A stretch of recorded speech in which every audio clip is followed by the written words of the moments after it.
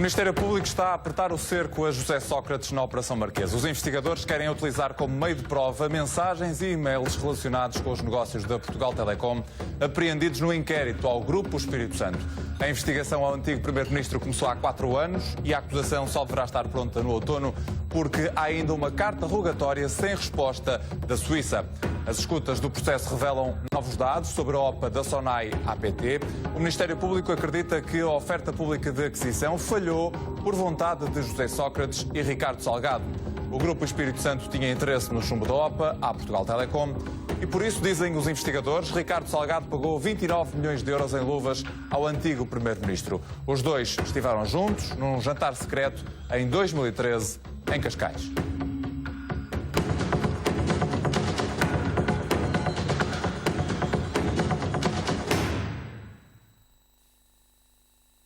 Em 2007, formou-se um triângulo que ditou o futuro da Portugal Telecom.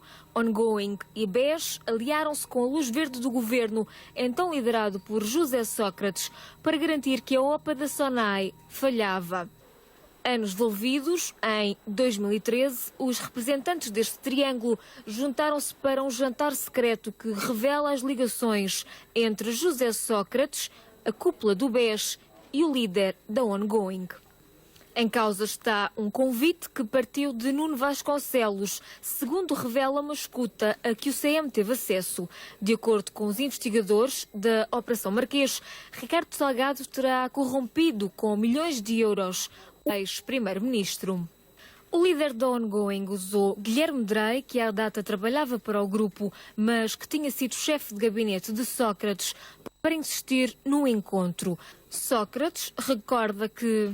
Já não tenho paciência para aturar esses gajos e não tenho obrigações de relações públicas. Mas acaba por ir ao jantar na Quinta Patino, casa de Nuno Vasconcelos, em dezembro de 2013. À mesa, outro convidado, Bernardo Espírito Santo, primo de Salgado e diretor-geral do BES. O próprio Ricardo Salgado foi convidado para o jantar, mas estava fora. Tomás Correia, à data presidente de Montepio, também foi convidado.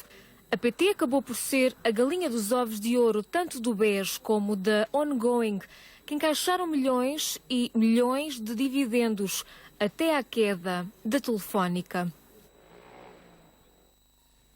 O Ministério Público quer utilizar como meio de prova na Operação Marquês cerca de 100 mensagens e e-mails apreendidos na investigação à queda do Grupo Espírito Santo.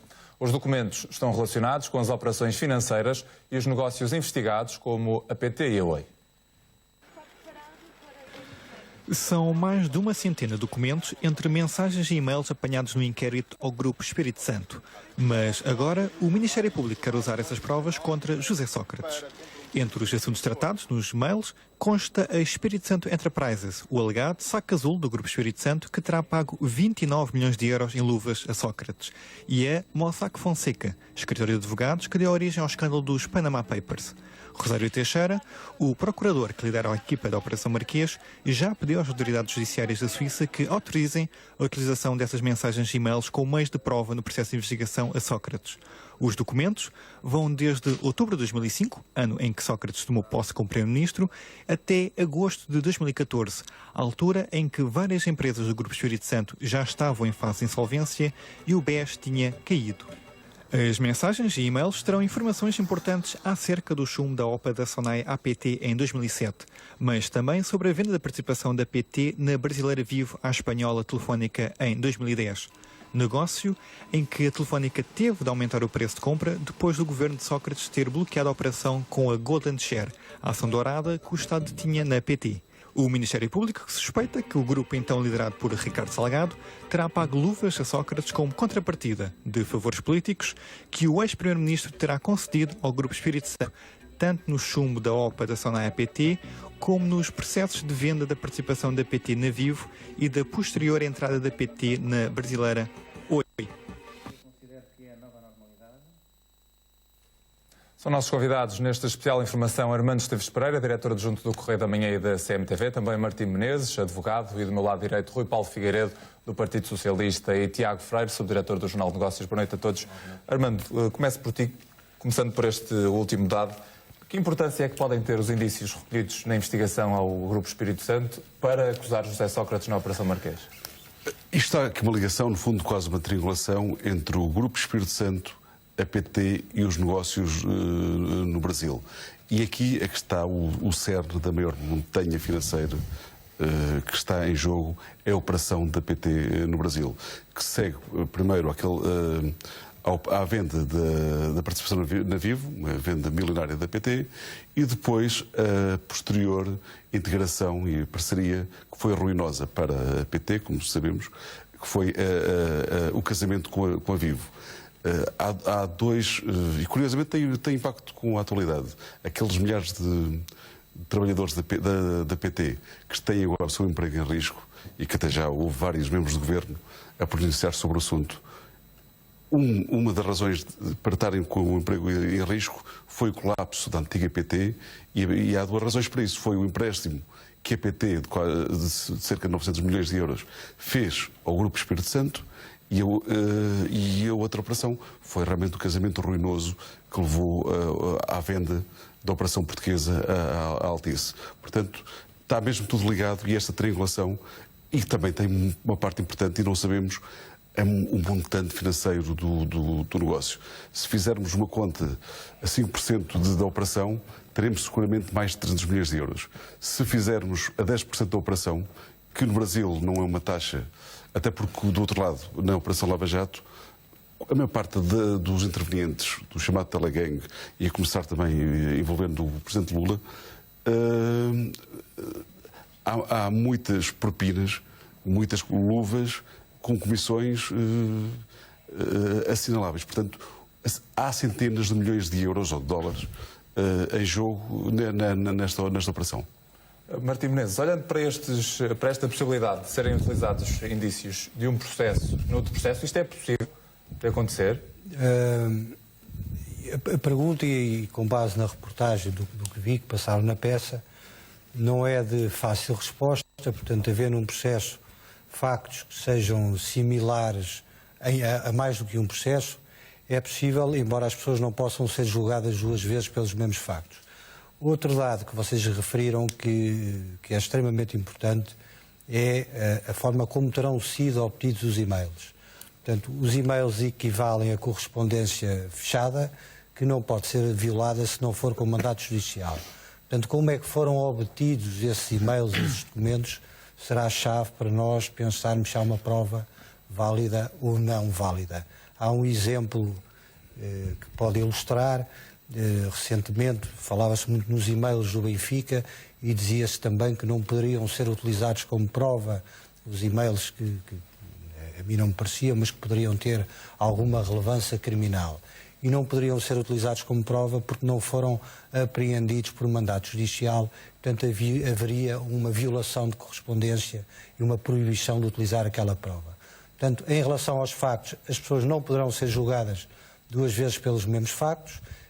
Agora, haver factos que são comuns a ações supostamente criminosas não leva a que, se elas estiverem no processo do BES, não possam também ser utilizadas ou fazer parte de um libelo acusatório no processo de Operação Marquês. E aqui é muito importante, a maior parte destes estados são validadas judicialmente e há uma grande cooperação judicial, quer com as autoridades suíças, quer também com as autoridades brasileiras. Mas neste caso, os envolvidos só podem ser julgados num dos processos, dos indícios recolhidos. Só podem ser julgados num dos dois processos, embora possa haver factos comuns na narrativa, e possivelmente haverá, que sejam até comuns aos dois processos. Mas vamos supor que haveria uma espécie de fraude de contabilidade ao nível do BES, que seria julgado debaixo da Operação BES e que não seria julgado debaixo da Operação Marquês, embora na narrativa se pudesse falar um pouco, tanto num processo como no outro, haver factos comuns. Mas se alguém for julgado no processo BES por um tipo de crime debaixo de determinados factos, não pode ser julgado na Operação Marquês pelos mesmos factos debaixo do mesmo tipo de crime. E a transição dos indícios de um processo para o outro é feito facilmente ou é preciso haver algum tipo de autorização? Portanto, nós estamos a falar, uma coisa são os indícios em termos de narrativa, de factos E isso é uma questão de se escrever no computador e produzir um libelo acusatório, uma acusação com esses factos. Outra coisa será extrair e possivelmente cópias autenticadas de documentos ou certidões que têm que ter a chancela de serem autênticos ou autenticados de um processo para o outro. Mas estamos a falar de prova e não de factos, não de narrativa. A diferença é essa, de elementos de prova e não de factos que nós narramos sobre o que é que sucedeu.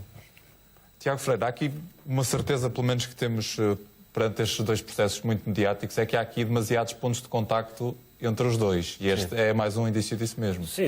Isso acaba por ser natural à medida que nós vamos conhecendo a história melhor. Nós vamos percebendo os muitos pontos de contacto que havia, até porque é assim, nós não podemos falar do Grupo Espírito Santo sem falar de PT, naturalmente. Não podemos falar de ongoing sem falar do Grupo Espírito Santo e sem falar da PT. Tudo está ligado. E depois há aqui a questão da ligação ao Primeiro-Ministro.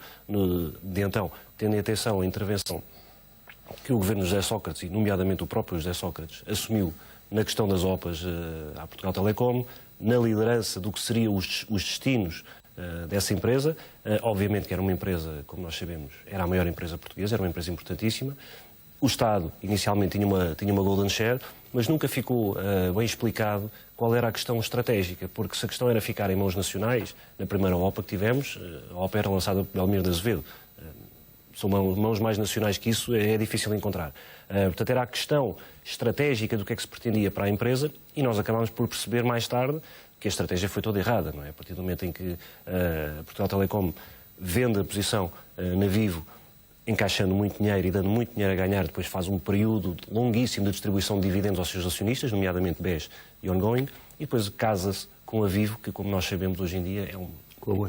Com a Oi, perdão, obrigado, que, como nós sabemos, é um buraco, é um sorvedor de dinheiro e já muita gente alertava para isso nessa altura. Portanto, estes pontos, aqui estávamos a falar há pouco de um processo ou de outro processo, como é que as coisas passam de um para o outro, é que o problema é que muitos processos mediáticos que nós temos ouvido nos últimos anos, eles estão todos de certa forma ligados.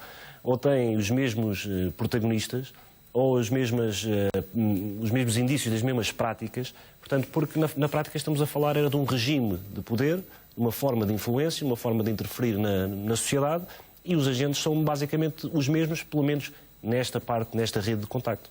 Rui Paulo Figueiredo, esta investigação a este período, 2007 até agora, relacionado com a Portugal Telecom, vai ajudar-nos a perceber um bocadinho do estado a que as coisas chegaram no que diz respeito à Portugal Telecom, com consequências ainda agora, como com trabalhadores a serem transferidos e despedidos?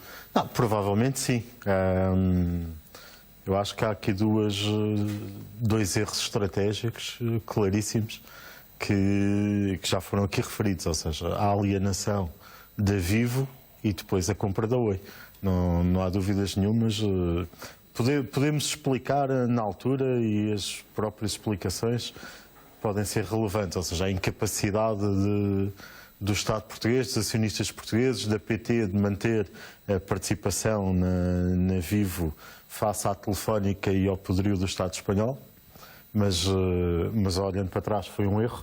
E depois a opção estratégica, que também poderia ser defendida e podia ser relevante de manter uma participação no Brasil, foi concretizada como uma má opção do ponto de vista prático daquilo que tem a ver com a Oi. Isso não há dúvidas nenhumas. E depois, mas isso já antes com uma falta de defesa do interesse público de vários governos, também de governos socialistas, a abdicação da Golden Share. O Estado alemão continua a defender o interesse público sem Golden Share, mas tem uma coisinha na legislação dos setores estratégicos do Estado.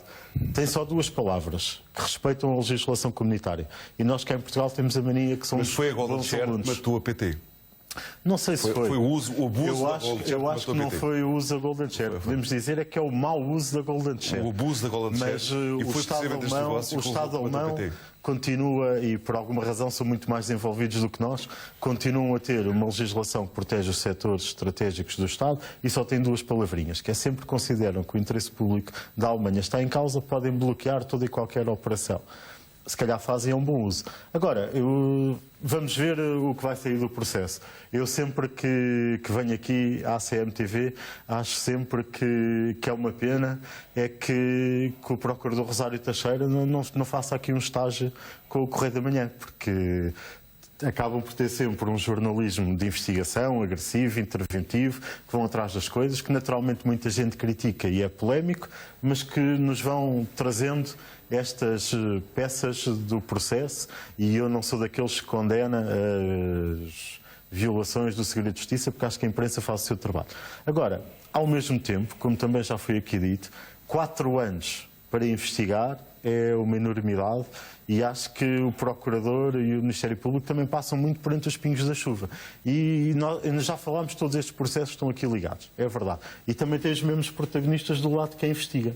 E também é sempre a mesma coisa. 10 anos para a Operação Furacão, a Operação Monte Branco, que dizem que alguns destes processos, e a Operação Marquês, que teve origem, também não sabemos o que é que acontece.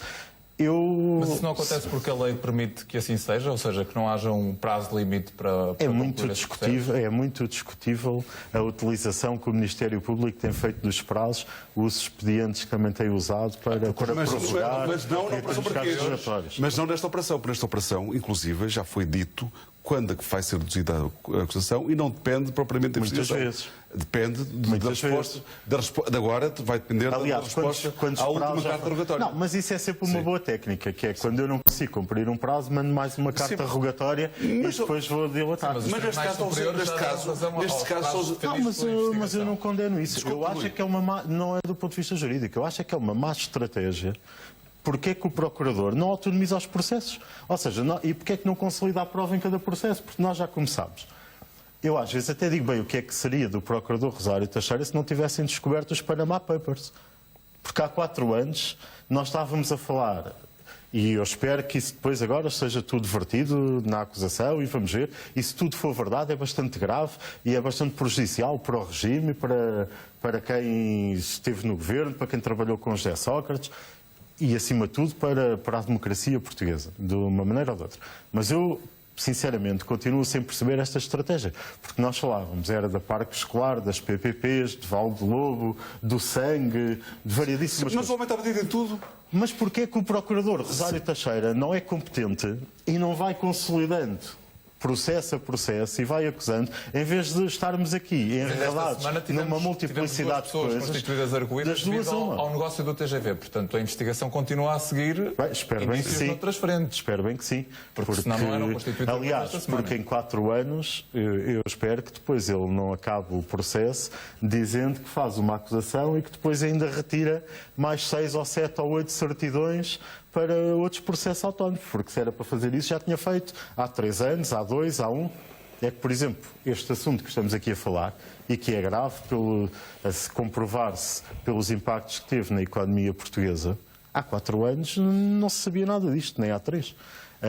E, portanto, o que é que acontecia a Rosário Teixeira? Mas isso também eu acho que é a investigação, é ir seguindo e se forem encontrados novos indícios, têm de ser explorados. Acredito que sim. Que deviam ter parado aos primeiros indícios. Eu se for... Não devia parar nada. Eu acho é que... Não, autonomizar sim. Do ponto de vista da estratégia, eu acho que sim. Mas acho isto para a Operação Marquês, como acho isto para o Monte Branco, como achava para a Operação Furacão, que durou 10 anos. E o Monte Branco, já nem sei, não sei se aqui algum dos meus colegas de painel se lembra há quantos anos é que já está. E aqui a Operação Marquês vai em 4, vamos lá ver. Deve ser para aí o 5º ou 6º prazo. Penso que está em 6 anos. 6 anos, pronto. 10 anos, 6. Então acho que a Operação Marquês ainda vai no início. Eu acho que é uma má estratégia. Acho que é uma má estratégia e até por isso a Procuradora também já deu umas rapecadas a Rosário Teixeira, agora a Amadeu Guerra também já está metido e pode ser que finalmente venha aí a acusação. Sim, mas a acusação agora só dependeu de manobras dilatórias de arguídos. Nomeadamente o último foi o Helder Bataglia. Henrique Nadeiro também nas cartas rogatórias para a Suíça, do acesso às contas bancárias. Portanto, a culpa não é da investigação, a culpa foi de manobras dilatórias de próprios arguídos do processo. E eu agora acredito que até setembro, provavelmente, até seria útil depois do dia 1 de outubro, para a acusação, também não seria, embora haja uma separação de poderes, não seria bom que a acusação viesse no meio da campanha ou no calor da campanha das eleições autárquicas. Não seria bom para ninguém. Portanto, acredito que até outubro seja deduzida a acusação. Mas há aqui a questão da carta rogatória. Exatamente. A dedução da acusação provavelmente está dependente da chegada dessa resposta. Estamos em julho, provavelmente pode estar já a chegar, ou até já ter chegado nesta semana, portanto ainda não sabemos a informação. Até é provável que esteja a caminho.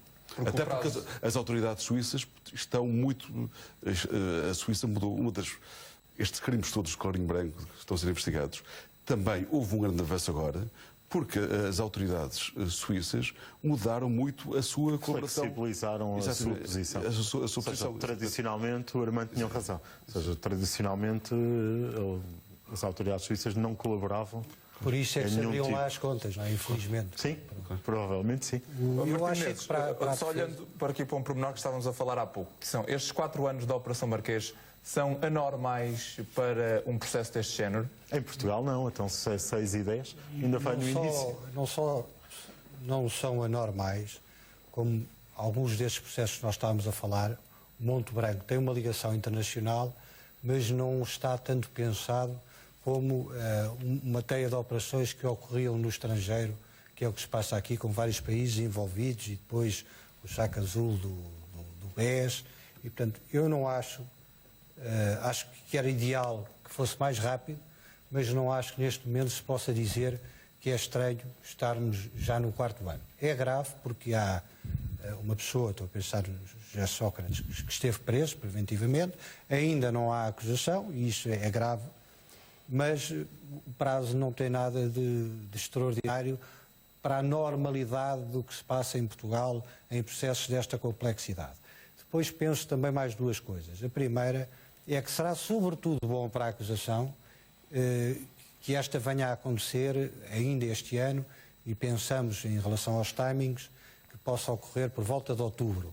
Portanto, é sobretudo bom para a acusação. Eu acho que é bom, aqui chegado, se me permite interromper, é que ela seja sólida e bem fundamentada. Porque sem dúvida nenhuma. Eu acho que grave para o regime se vierem a provar estas coisas, se tivermos uma acusação depois de 4 anos que esteja pouco fundamentada, ou que muitas destas coisas não se venham a comprovar, ainda era pior. Portanto, agora já estamos aqui achando eu que é uma estratégia errada do parte do procurador. Ser uma acusação pouco sólida? Não sei, a fazer fé aqui naquilo que a CMTV vai divulgando, há coisas graves que podem estar nessa acusação. A fazer fé no que, por exemplo, também uma publicação aqui do Grupo Cofina trouxe a revista Sábado, quando foi transcrita uma inquirição de Rosário Teixeira a José Sócrates, eu sinceramente fiquei com uma péssima opinião de Rosário Teixeira e de como ele dirigia aquela inquirição e do modo como aquilo com que confrontava José Sócrates era muito fraquinho, portanto... Parece-lhe que Rosário Teixeira é o maior problema desta investigação? Porque há pouco disse que ele era incompetente, agora disse que pareceu um pouco consistente, não foi essa a palavra? Eu acho que ele tem aqui um... Eu não o conheço e não sou grande especialista de acompanhar detalhadamente, a não ser como ao comum dos portugueses, todos estes processos. Mas eu acho que, em algumas coisas que vêm a público, ele demonstra alguma fragilidade. Acho que, do ponto de vista da estratégia de englobar todos os factos e alongar excessivamente e misturar variedíssimas coisas, eu acho uma estratégia errada do ponto de vista que em Portugal acaba por ser comum, mas quando nós comparamos a velocidade da própria justiça brasileira, que foi aqui falada, da justiça anglo-saxónica nos Estados Unidos, todas estas coisas são muito mais rápidas. Aquilo que muita comunicação social vai dizendo, que eu não sei se é verdade ou não, mas parece, e por isso eu sou crítico, é que muita gente diz que ele até pode ser bom a investigar, mas que depois a serzir todos os dados que tem para transformar numa acusação que se perde numa multiplicidade de factos e cenários e que alonga muito. Nós podemos dizer que é normal, e infelizmente é. Mas do ponto de vista da justiça como um pilar fundamental do regime democrático, eu não acho que seja bom 10 anos num processo, 6 anos noutro sem fim à vista, 4 anos num processo com os impactos que tem. E, portanto, eu acho, das duas uma, ou todos tinham que fazer melhor, ou ele, do meu ponto de vista, já devia ter aprendido com os erros. E por isso é que eu não percebo se temos uma multiplicidade de temas em cima da mesa, segundo diz a investigação e a acusação, das PPPs, do SENG, do TGV, da PT, de 1001 coisas, porque é que não consolidam aquilo que têm e vão autonomizando? Porque é que se insiste... Mas isso também pode ser uma estratégia. Pode, eu acho é que é má. Ou seja, eu acho que até beneficia um pouco de nós não sabermos exatamente do que está a acontecer e o que é que estão a fazer, e beneficia um pouco da nossa condescendência, porque queremos dar, isto é tudo tão grave, que queremos dar todo o crédito para que seja produzida uma acusação bem fundamentada e com peso e que estas coisas...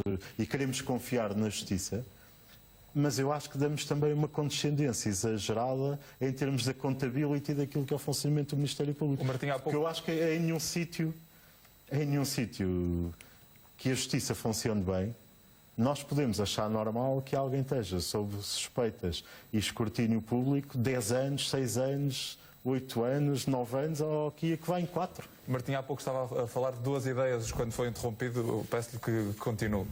Bom, há aqui um tema talvez um bocadinho complicado de introduzir, mas que tem que ver com o conceito de ser possível fazer uma defesa justa. Nós estamos a caminhar para processos que eu acho, como o Rui estava a dizer, que deveriam ter alguma autonomia. Há temas que estão consolidados. Eu não acho que tem que Val de Lobo a ver com a PT. Portanto, há coisas que deveriam ser autonomizadas e produzidas mais cedo, ou acusação ou investigação parcial. Nós estamos a caminhar para um processo, do que sabemos, tem mais de 90 volumes, dizem que a acusação está já a ser escrita e tem mais de 2.000 páginas.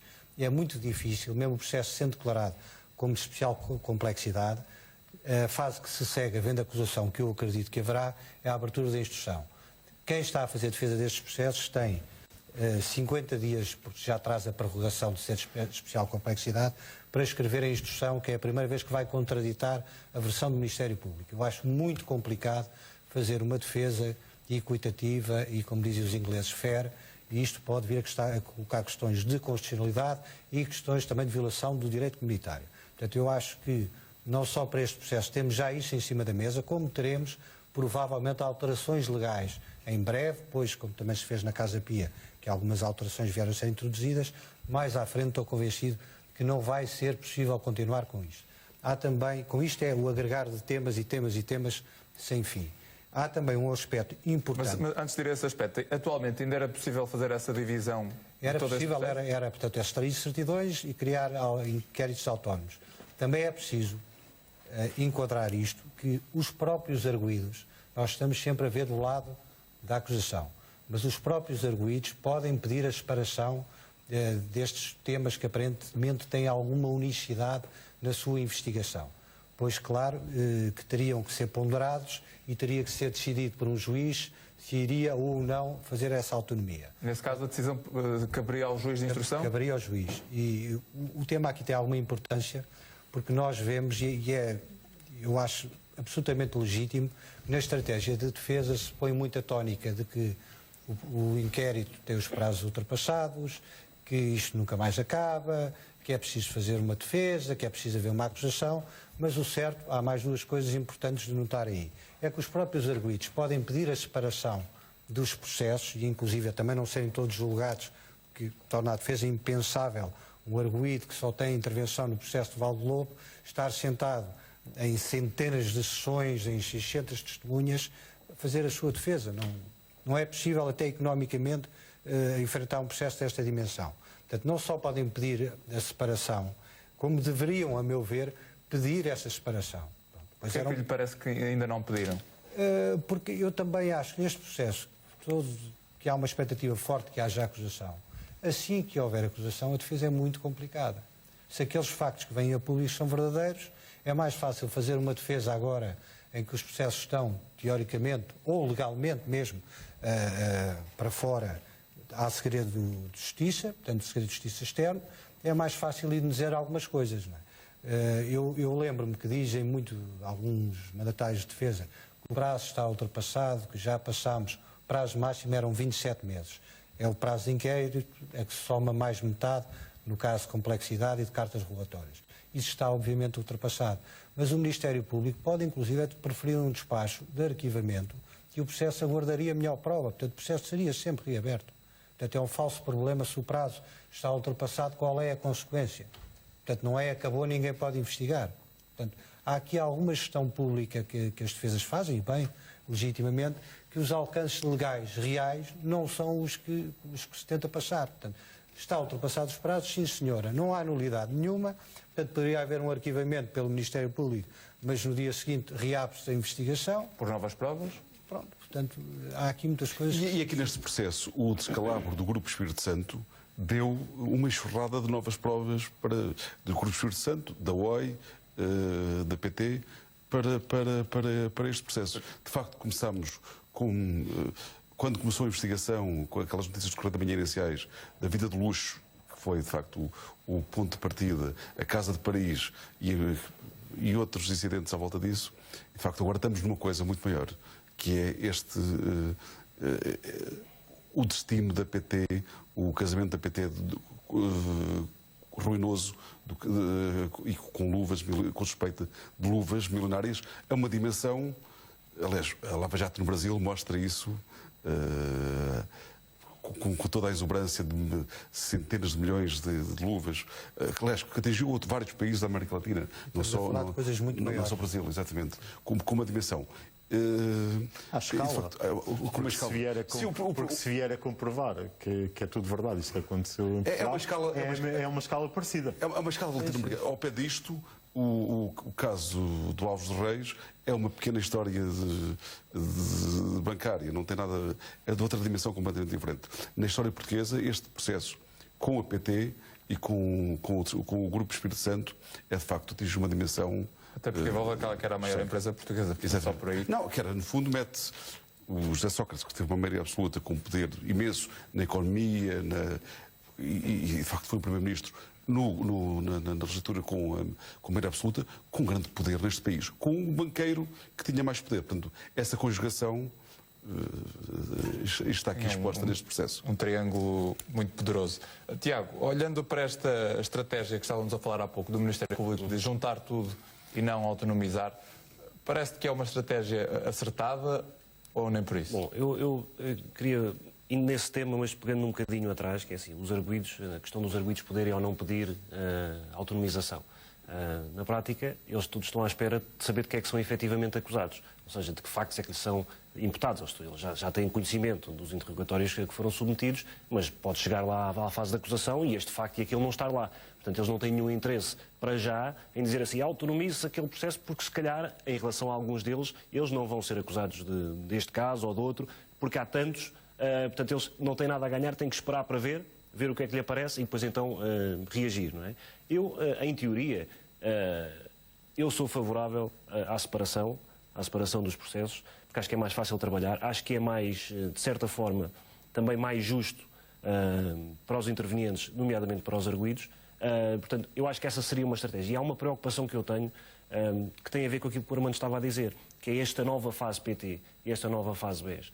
Porque se nós formos comparar aquilo que nós fomos sabendo, aquilo que se foi sabendo acerca deste processo e aquilo que se vem sabendo nos últimos meses, nós de facto estamos a falar de um universo muito maior agora, muito mais importante, não é só uma questão, que assim, obviamente que é uma questão fundamental e importantíssima, haver corrupção envolvendo um Primeiro-Ministro, sempre, em qualquer circunstância, mesmo que seja uma coisa de pequeno valor, né? Isso é gravíssimo por si, mas se estivermos a falar, estes últimos episódios, ligando à PT, ligando ao BES, são de uma dimensão, porque de facto isto é o país, é o poder do país sentado à mesa.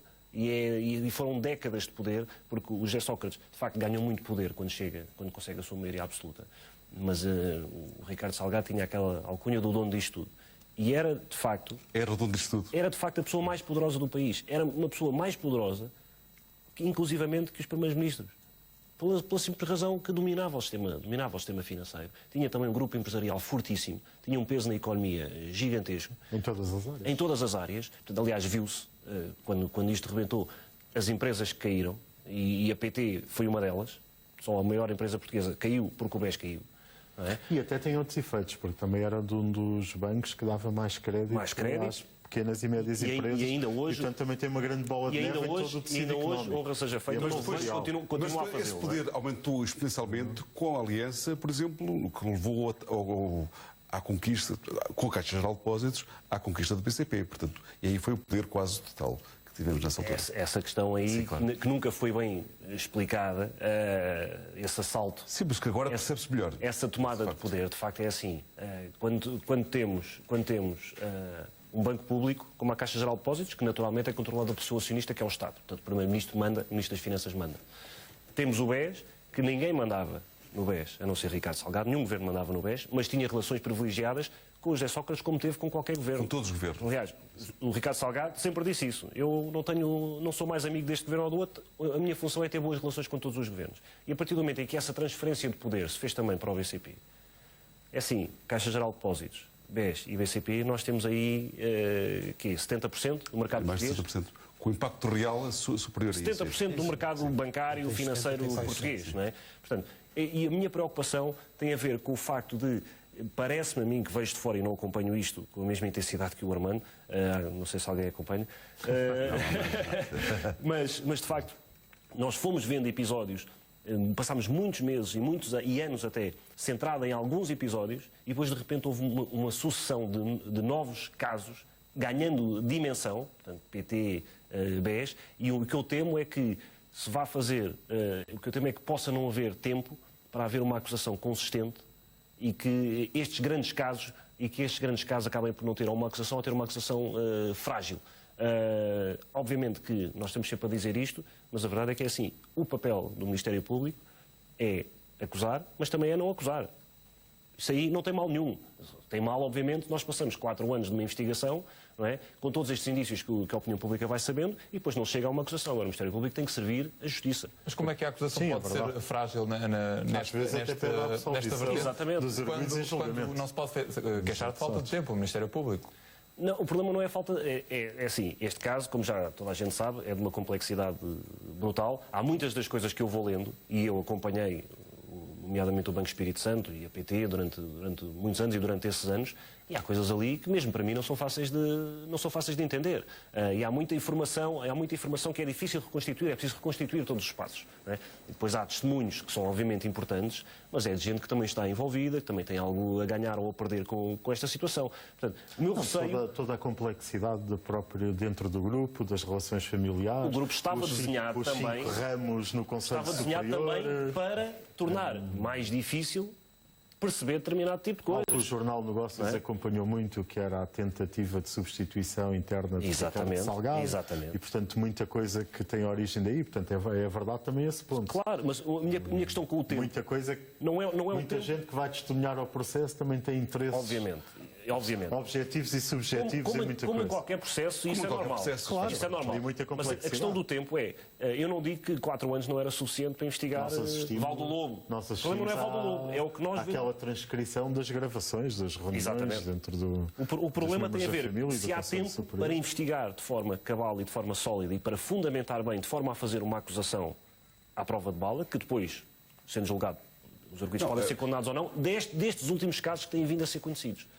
Que este sim, eu acredito que em relação aos primeiros casos que foram sendo conhecidos e investigados, as coisas estejam razoavelmente ou bastante bem consolidadas para fazer uma acusação em condições. O problema é aquilo que nós temos vindo a conhecer ao longo deste ano, se há tempo para consolidar tudo isso e fazer uma acusação. É por isso que é importante a resposta às cartas rogatórias. Que ajuda nesse sentido. É importante saber os fluxos financeiros, por exemplo, que passaram por Henrique Nadeiro, que é um dos arguidos que dificultou o acesso ao segredo bancário na Suíça. Portanto, essas operações são muito importantes. Como, por exemplo, através da operação do Monte Branco, há pequenas histórias que... aquela história da Fundação Belino, que era uma fundação com contas de offshore ligada ao engenheiro Santos Silva. E estava lá, portanto, se por acaso morresse o engenheiro Santos Silva, quase 90% dessa fundação iriam para o José Paulo, primo de Sócrates. Qual é a relação entre Primo de Sócrates e Engenheiro Santos Silva para ser o herdeiro. É mais uma das pontas soltas neste caso. Mas uma ponta solta, neste caso... Sim, uma bem grande. Não é fácil explicar, não é? Exatamente. Já vamos continuar a falar, vamos só olhar para uma reportagem, porque a conta bancária do ex-chefe de gabinete de José Sócrates também está a ser passada a pente fino pelos investigadores da Operação Marquês. O Ministério Público pediu à Caixa Geral de Depósitos o extrato com todos os elementos da conta de Guilherme Drey entre 2010 e 2015. Este é Guilherme Machado Drey, foi chefe de gabinete de Sócrates entre 2006 e 2011 e está agora na mira dos investigadores da Operação Marquês.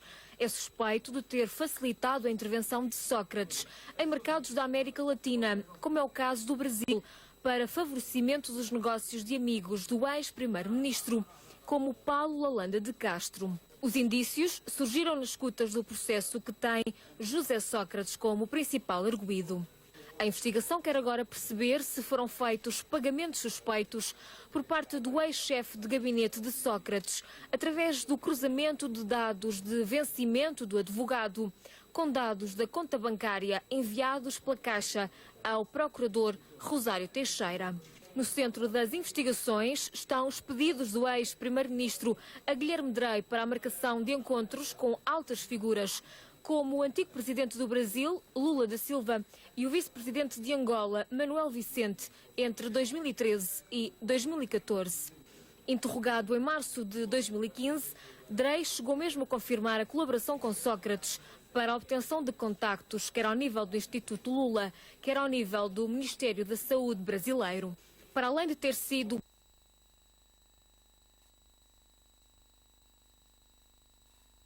públicas Mário Lino entre 2005 e 2009.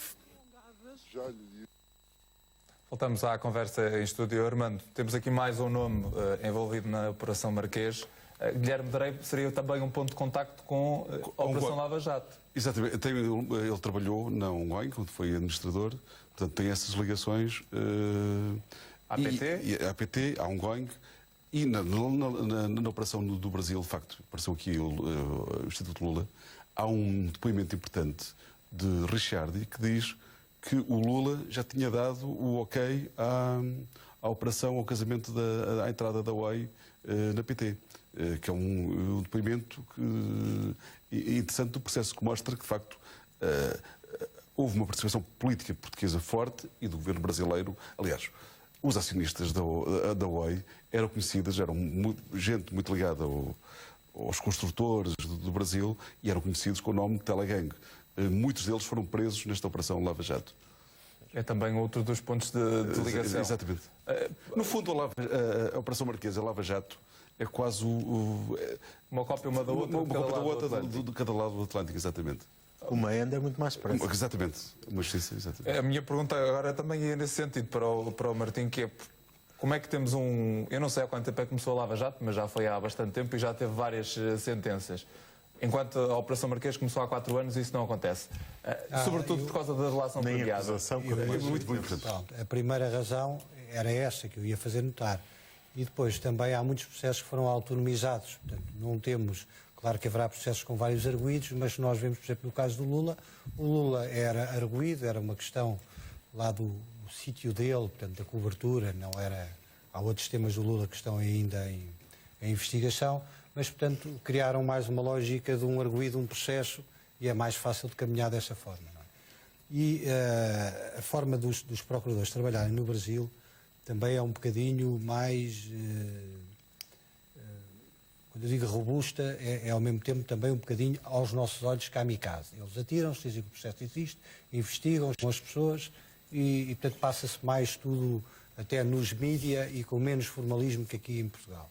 Para nós seria impossível ver os processos acontecerem lá como acontecem cá, não é a nossa cultura sequer. Mas também o fator da delação premiada, convém um bocadinho explicar o que é isso, agiliza muito estes processos. Portanto, inicialmente, para angariar prova, foram chamadas uma série de pessoas que apontavam outras, e isto não significa que alguém diga que se passou isto e o Ministério Público diga sim, senhora, e o juiz, eu acredito, não preciso mais prova. É preciso confirmar aquilo que é dito pelas pessoas que vêm fazer delação premiada. Mas mais, acontece muito, eu acho uma certa graça a isto e não consigo dizer quase sem rir, que o procurador está a ouvir a denúncia e diz: isso não me interessa nada, essa eu já tenho, eu quero é peixe mais graúdo e coisas mais... Portanto, é preciso fazer uma delação premiada forte. Portanto, eu, para me salvar, digamos assim, eu que estou metido nisto, tenho que delatar alguém, mas tem que ser alguém relevante e tem que ser com factos confirmáveis e de grande alcance. E, portanto, isto facilita um bocadinho as coisas andarem para a frente. Não sei se é uma metodologia, nós cá não temos tradição, temos a figura do arrependido, temos, eu ia dizer isto, estou convencido que no caso do Éder Batalha terá havido algum tipo de acordo que não pode haver prescrito no processo para ele vir cá prestar depoimento. Disseram que até se tinham encontrado com ele fora de Portugal e, portanto, terá sido um depoimento apoiado, em que o teor é mais ou menos público. A mim não me interessa público no sentido de ter sido publicado, não sei se na sábado, mas foi publicado. E o Correio da Manhã também publicou. Publicou. E foi fundamental, no caso do Ricardo Salgado, foi fundamental o depoimento do Éder Batalha para o processo. Sim. Meus senhores, já vamos voltar a falar. Antes disso, temos de fazer uma curtíssima pausa neste especial informação. Voltamos já a seguir. Até já.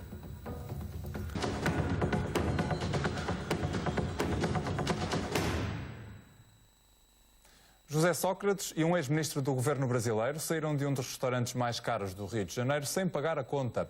A revelação consta numa escuta entre o antigo primeiro-ministro e Paulo Holanda de Castro, também arguido na Operação Marquês. Numa das viagens ao Brasil, Sócrates jantou com o ex-ministro da Saúde brasileiro, José Gomes Temporão. Jantaram no famoso restaurante Fazano, um dos mais caros da cidade do Rio de Janeiro. No final da refeição, Sócrates e Temporão saíram do restaurante sem pagar a conta. Afinal, Sócrates era convidado e achava que não tinha de pagar nada.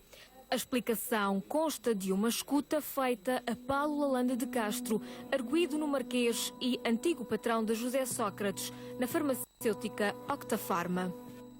Paulo Castro diz que quer contar uma coisa hilariante. Apanhou o susto da vida. Diz que recebeu um telefonema esquisitíssimo do Brasil a dizer que um ex-primeiro-ministro de Portugal e 2 brasileiros, um deles ministro do Brasil, Temporão, tinham estado a jantar no Fazano, no Rio de Janeiro, e saíram sem pagar a conta. Paulo Castro brinca a dizer que pensava que era a imprensa, pensava que era o Correio da Manhã. Sócrates diz que foi convidado pelo Temporão e que achou que estava pago. Paulo diz que não. Sócrates pergunta se já está pago e Paulo Castro confirma, mas diz que nem sabem como chegaram até ele. Diz que era o dono do Fazano a dizer que não pagaram a conta. Comentaram que Temporão é um artista. Da escuta não é perceptível quem acabou por pagar a refeição no Fazano, o restaurante do hotel com o mesmo nome. A conversa ocorreu no dia 2 de outubro de 2014, cerca de 2 meses antes do antigo governante ser detido no aeroporto de Lisboa, no âmbito da Operação Marquês. Voltamos à conversa. Armando, esta escuta entre Paulo Holanda Castro e José Sócrates mostra que José Sócrates movimentava-se com certo à vontade no Brasil. Aliás, nós mostramos a fotografia. José Sócrates foi contratado pela empresa de Holanda Castro para fazer lobbying junto do Ministério da Saúde brasileiro para a empresa. Este caso é apenas é um fait divers, mas e que de facto aí nem Sócrates nem o ministro brasileiro estavam habituados a pagar. Isso. Agora, demonstra as ligações à máfia do sangue do poder de José Sócrates e o monopólio que teve quase de facto a Octafarma no negócio milionário. E aí, quando estamos a falar de cartéis neste negócio em que há tantas pessoas que precisam do sangue. O sangue é a coisa mais essencial e estes negócios de sanguessugas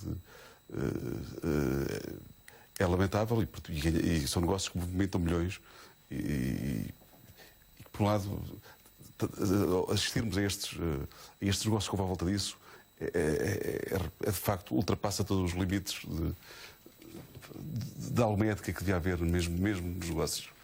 E que, pelos vistos, não há. Tiago, já aqui falamos da PT, já falamos também das ligações à Lava Jato. À medida que avança a investigação à queda do BES, que creio que estará mais atrasada do que a Operação Marquês, poderemos encontrar mais pontos de contacto com os protagonistas deste processo mediático? Eu acho que tem tudo a ver, com o que é que se consegue, provar e até quão fundo se consegue escavar, e depois tem a ver com aquela história também que nós não temos falado muito, mas tem a ver com quem é que colabora com a investigação, quem é que traz informação, até porque nós não nos podemos esquecer de uma coisa. O Banco Espírito Santo estava em dificuldades, já estava em dificuldades, mas ninguém o assumia claramente, e mesmo a imprensa tinha algumas dificuldades em chegar a essa informação e, de certa forma, até a ter a coragem de a trazer para a praça pública no momento em que o próprio país estava em fragilidade. E o PES começa, as coisas começam a acontecer e começa a sofrer, com uma intervenção de Pedro Queiroz Pereira inicialmente, depois José Maria Ricciardi. Portanto, estas coisas é sempre preciso... Do lado do BPI também. Do lado do BPI também, embora nunca tenha ficado claro qual era a importância. importância. Na ligação Ricardo Salgado-Sócrates é fundamentalmente as luvas da PT. Sim. Dos negócios da PT e portanto, tudo aqui a questão é assim. São centenas de milhões que estamos aqui. Quer do lado português, quer do lado brasileiro. Porque, pois. obviamente, os brasileiros, o governo brasileiro e todo o telegang também ficou com uma parte das comissões. Basta ver uma coisa. A Oi está na situação difícil, que toda a gente sabe. Era uma empresa que já tinha problemas quando há aquela fusão com o Portugal Telecom. Lembram-se que o Zé Nalbava foi para o Brasil porque era visto como um mago da gestão das telecomunicações e ia resolver um problema muito difícil, de facto, que a Oi tinha, que era uma empresa atrasada tecnologicamente, atrasada na concorrência, com muitos problemas até desenvolvimento futuro, perspectivas de desenvolvimento futuro. Mais assente até no fixo do que... Exatamente, que não era... empresa fixo, sim, e que não se tinha reinventado. E a verdade é que nós fomos ver os problemas que têm acontecido com os próprios acionistas da Oi, já nem falando dos que eram da PT, dos que eram da Oi. Eu acho que há dois grandes acionistas de um lado e do outro que precisavam de dividendos. Claro, mas isso, aliás, a história da PT e a história do Banco Espírito Santo e da ligação à PT tem a ver com isso, tem a ver com duas coisas. Tem a ver com, primeiro, negócio propriamente dito, portanto, o BES tinha necessariamente a PT como um grande cliente, portanto, a partir do momento em que era o maior acionista, tinha o negócio garantido, não só o BES, como também o Banco Espírito Santo de Investimento, o BESI. Qualquer negócio, qualquer emissão de papel comercial, qualquer emissão de dívida que a PT fazia através do BESI. Portanto, era negócio recorrente que ali vinha. E mais depois... o papel de banco que a PT fazia do GES. Exatamente. Portanto, e depois era a questão dos dividendos, de facto, que explica muito e, sobretudo, tendo atenção. Não nos podemos esquecer que a partir do momento em que a OPA da SONAI cai, dispara-se um programa de remuneração aos acionistas, com um bocadinho com aquele espírito de, ok, tínhamos aqui uma oferta e nós, a administração e nós, principais acionistas, dissemos não. Mas nós dizemos não porque temos aqui algo a propor. E, portanto, houve a separação, por exemplo, da PT Multimédia, os acionistas receberam ações da PT Multimédia e depois houve um programa de dividendos muitíssimo agressivo. A PT chegou a pagar... Foi um modo de convencer os acionistas e dos grandes acionistas irem tirando dinheiro da empresa. Não, explicou aquele fenómeno, que foi ongoing com uma dívida milionária, era paga com esses dividendos generosos.